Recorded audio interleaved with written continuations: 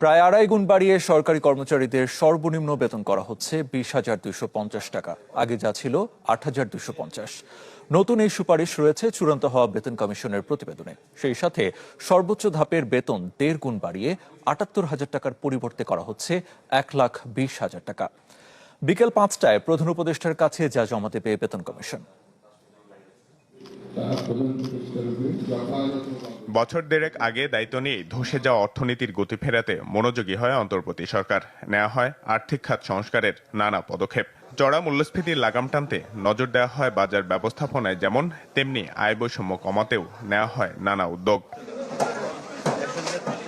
সরকারি কর্মচারীদের বেতন বাড়ানোর লক্ষ্যে গেল জুলাইয়ে গঠন করা হয় পে কমিশন। প্রায় ৬ মাস কাজের পর তৈরি করা হয়েছে বেতন ভাতা বাড়ানোর সুপারিশ। বিকেল ৫টায় রাষ্ট্রীয় অতিথি ভবন যমুনায় প্রধান উপদেষ্টার কাছে জমা দেওয়া হবে এ প্রতিবেদন। তথ্য বলছে, বর্তমানে সর্বনিম্ন বেতন ৮,২৫০ টাকা, এটা হতে পারে ২০,০০০ টাকা। আর সর্বোচ্চ ধাপের বেতনের সুপারিশ রয়েছে ১,২০,০০০ টাকা, যেখানে পরিবর্তন ঘটছে সর্বোচ্চ ও সর্বনিম্ন বেতনের অনুপাতেরও। বেতন কাঠামো পুরো মাত্রায় বাস্তবায়ন করতে গেলে বাড়তি লাগবে প্রায় ৮০,০০০ কোটি টাকা। আসছে জুলাই থেকে, যা বাস্তবায়নের দায় থাকছে পরবর্তী রাজনৈতিক সরকারের ওপর।